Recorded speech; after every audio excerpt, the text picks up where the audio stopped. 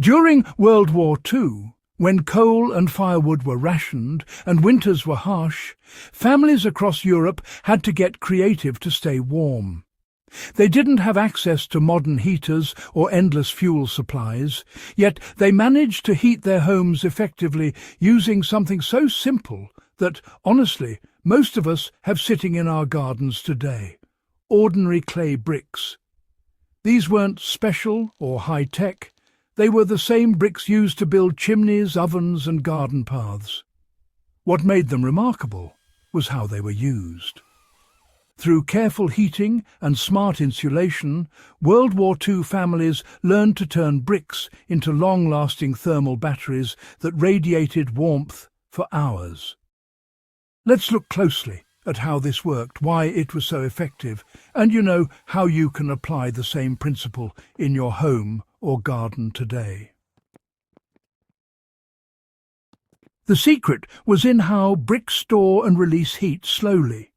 The key to understanding this wartime heating method lies in thermal mass.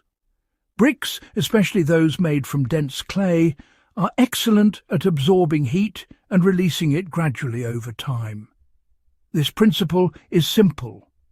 Heat something dense, and it holds warmth much longer than air or water. That's why old stone houses, once heated, stay warm for days, even after the fire goes out. World War II families took advantage of this by heating their bricks using whatever small fuel source they could find. In many cases, they didn't have access to steady coal or wood supplies, so they burned small amounts of sawdust, scrap twigs, or even newspaper. Once a few bricks were heated thoroughly, those bricks became portable heaters, ready to provide radiant warmth through the night. The heating process turned simple bricks into long-lasting radiators. The most common method was incredibly practical. Families would place 6 to 10 solid clay bricks directly near a small wood stove, inside an oven or beside the embers of a fire. The goal wasn't to burn the bricks, but to heat them slowly and evenly until they were thoroughly warmed through. Typically, it took about 45 minutes to 1 hour for a brick to reach its full heat-holding potential. Once hot, the bricks were handled carefully with tongs or wrapped in cloth to avoid burns. They were then placed under beds, wrapped in towels for use as foot warmers or set near seating areas. Some people built makeshift metal boxes or baskets filled with hot bricks, covered them with fabric, and used them as radiant heat sources. A single hot brick could stay warm for 6 to 8 hours, depending on the ambient temperature and insulation. This was particularly valuable at night, when fires had to be extinguished to conserve fuel or prevent smoke detection during air raids. Families often heated a few bricks before nightfall, wrapped them, and distributed them among rooms or bedding to retain warmth until morning. Brick stoves and what folks called heat walls were an upgrade many households built from scratch. In some regions, particularly in Eastern Europe and Scandinavia, people went a step further by building thermal mass stoves entirely out of bricks. These stoves, often known as masonry heaters or tile stoves, use small amounts of fuel to heat a large internal chamber of brick or stone. Once the fire burned out, the bricks would slowly release stored heat for 12 to 24 hours. Even in makeshift wartime housing, families managed to replicate this on a smaller scale. They'd construct brick enclosures around metal stoves, allowing the bricks to soak up excess heat while protecting walls from fire risk. These structures really transformed limited fuel into extended comfort. The idea was simple: don't let heat escape. Trap it, store it, and reuse it. This same principle honestly can be applied today using common materials. For example, in an outdoor setting you can build a small heat-retaining bench using reclaimed bricks or stone. After a short fire, the bench itself becomes warm and radiates heat long after the flames die down.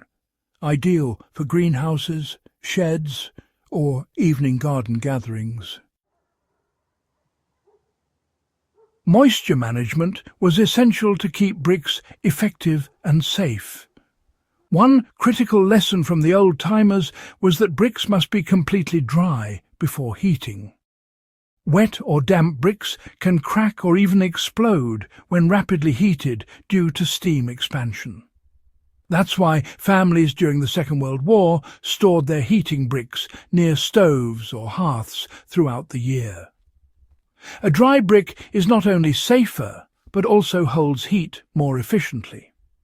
In some areas, people coated bricks with a thin layer of lime or clay slip to prevent soot absorption and make cleaning easier. This also reduced the risk of lingering smoke odours indoors. Properly maintained, these heating bricks could last for years and were reused through multiple winters. If you're replicating this method today, say in a garden workshop or an off-grid cabin, start by drying your bricks thoroughly for a few days in a warm area. Then heat them slowly in an oven or near a controlled fire before moving them to your heat-retaining spot. Always handle them with gloves or thick cloths and place them on non-flammable surfaces. The modern adaptation works well for off-grid heating or garden projects. This brick-based heating method isn't just historical trivia, it's still practical. If you run a greenhouse or a small off-grid cabin, bricks can help stabilize nighttime temperatures without electricity. For example, if your greenhouse drops below 10 degrees Celsius at night, heating a dozen bricks during the day with a small rocket stove or solar heater can release enough warmth to protect plants from frost through the night. To apply it, stack heated bricks beneath a metal tray filled with water or compost. The stored heat slowly radiates, maintaining warmth evenly. Alternatively, for outdoor seating areas, build a simple heat wall from old bricks behind a fire pit. The wall will absorb heat during the fire and radiate it back as you relax afterward. This is the same logic families used during the Second World War. Store daytime heat to survive cold nights. Even indoors, this method offers energy savings. In areas prone to power outages, keeping a few bricks and a safe heating setup gives you an emergency source of radiant heat without relying on fuel-hungry systems. What's remarkable about this forgotten heating technique is how resourceful it was. With no technology, no electricity and minimal fuel, families survived harsh winters using nothing more than bricks, patience and practical understanding of heat storage.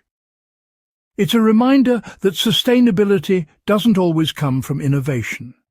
It often comes from rediscovering what worked before. For modern gardeners and homesteaders, these principles still apply. Whether you're keeping seedlings warm in a greenhouse, extending your outdoor evenings, or preparing for off-grid living, learning how to harness heat the way families did during the Second World War is both efficient and empowering. If you found this guide useful, make sure to subscribe to the Backyard channel for more practical, field-tested methods drawn from history and adapted for modern living.